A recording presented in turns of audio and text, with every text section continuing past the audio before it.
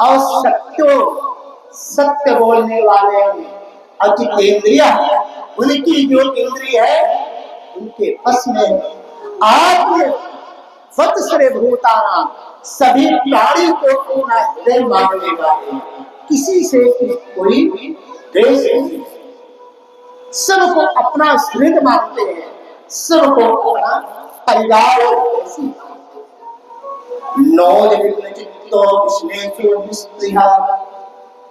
प्रहलाद जी का किसी भी चीज से कोई प्रयोजन नहीं है, कोई मन में उनके कामना नहीं है।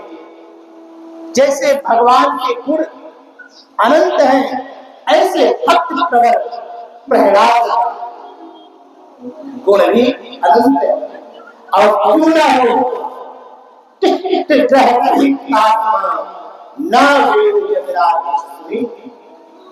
बचपन में प्रहलाद जी जब खेल करते थे तो भगवान की मूर्ति बना करके और उससे खेला करते थे। जैसे यार बचपन में खिलौने से खेलते हैं कोई बच्चे, वैसे प्रहलाद जी भगवान कृष्ण की मूर्ति से ही खेलते।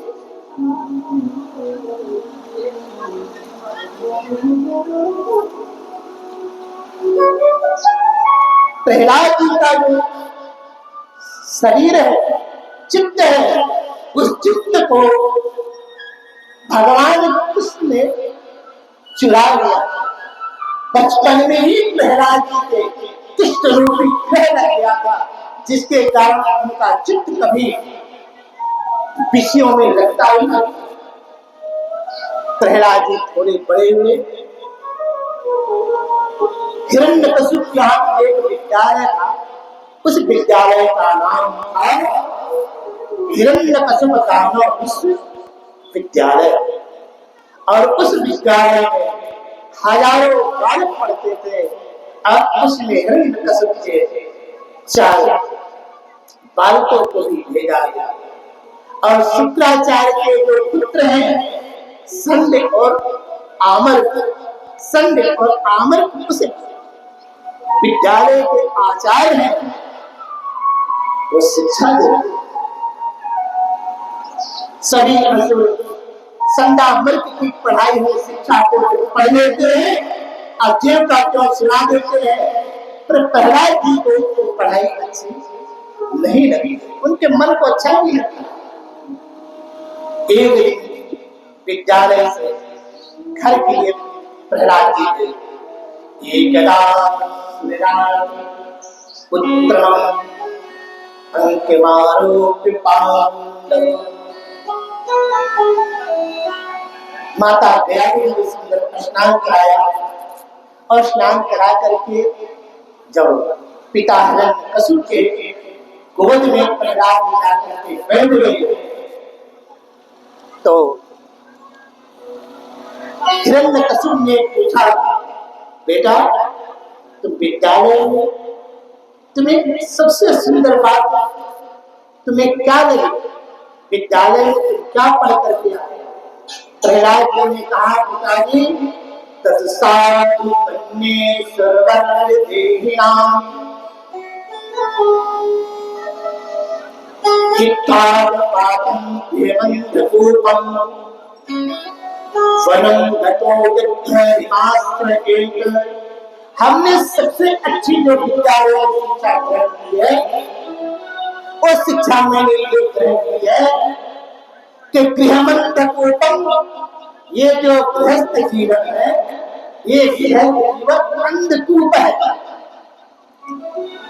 हम नहीं कह रहे हैं, इस सुखदेव जी कह, गृहस्थ जीवन क्या है? अंधकूप है। अरे किसी जंगल में कोई अंधेरे में कुआं हो और उस कुएं में आप गिर जाओ, तो क्या कोई इस जंगल में कोई आपको निकालेगा? नहीं निकालेगा, क्योंकि वहां कोई जाएगा। किंतु अगर उजाले में कोई कुआं है, यहाँ कोई लुढ़क के गिर जाए, उसको 4 आदमी पकड़ के खड़ा कर।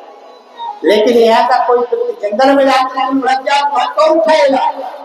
इसीलिए यहाँ पर प्रहलाद जी कह रहे हैं अंधकूपम, यह गृहस्थ जीवन अंधकूप है और उस अंधकूप में सब गिरे हुए हैं।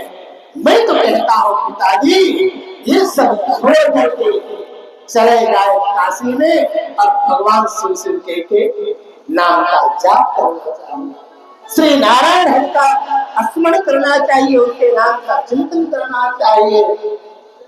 जब हरि का नाम सुना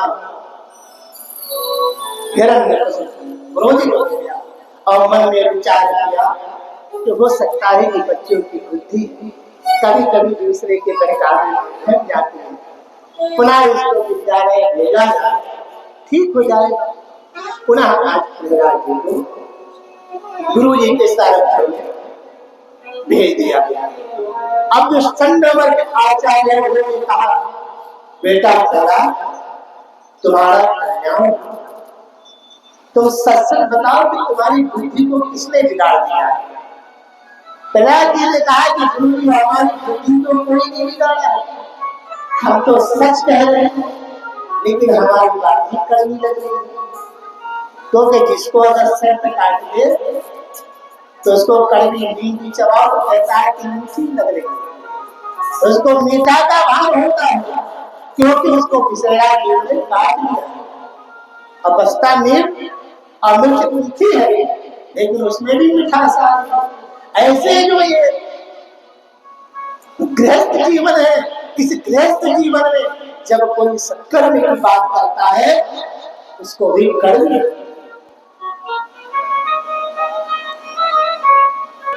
मैं भगवान को नमस्कार करता हूं जो तुम्हारी बुद्धि को खराब कर दिया है और मुझे कह रहे हो कि तुम किसके बहकावे में आ रहे हो। जैसे चुंबक लोहे को खींच लेता है, ऐसे जिसका जितना हृदय शुद्ध और पवित्र होगा भगवान उसको उतने जल्दी खींचेंगे, और जिसका हृदय जितना मलिन होगा कितना भी सुनते रहोगे तो पलने पड़ने वाली नहीं है। प्रहलाद जी का हृदय अत्यंत शुद्ध है इसलिए वो खींच ले। प्रहलाद जी कहकर चुप हो गए। उसी समय जो राज सेवक थे, राज यहाँ के लिए सतीनों राज सेवक, ये आचार्य नहीं है, ये राजा के सेवक है। राजा ने जो पुस्तक बना दिया है उसी को पढ़ाएगा। अब गा माने गधा पढ़ा दो, लेकिन गा माने गणेश मत पढ़ा, क्योंकि गा माने गणेश पढ़ा दो तो सांप्रदायिकता फैल जाएगी। इसलिए पुस्तक में सरकार ने लिख दिया है गा माने गणेश नहीं, गा माने गधा पढ़ाओ। तो अब गा माने गधा पढ़ा तो जो सही धर्म का उपदेश दे सके वही गुरु है, आचार्य है। इसलिए सुखदेव जी कह रहे हैं ये गुरु आचार्य नहीं है, साधीनो राज सेवक है, ये राजा के सेवक। और राजा ने जैसे नीति तैयार कर दी है वैसे शिक्षा दी। संदामर ने कहा अरे ये तो हमारे चंदन से बल में ऐसा लगता है कोई कटीला कुछ उत्पन्न हो गया है, लाओ तो मेरा पेट इसकी बुद्धि अभी ठीक करता हूं।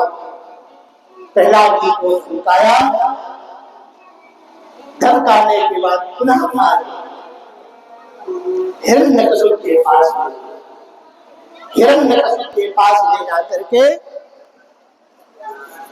जैसे खड़ा किया, हिरण्यकशिपु प्रहलाद जी को गोद में बैठा दिया और प्रहलाद जी से पूछा बेटा जो तुमने गुरु जी से सुंदर शिक्षा, सुंदर नीति पढ़ा उसको सुना।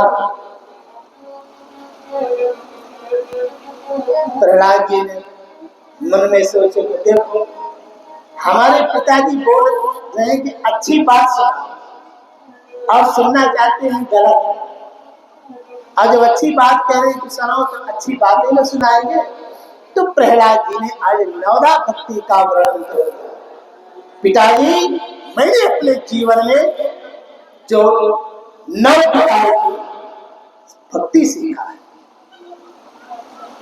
श्रवणम कीर्तन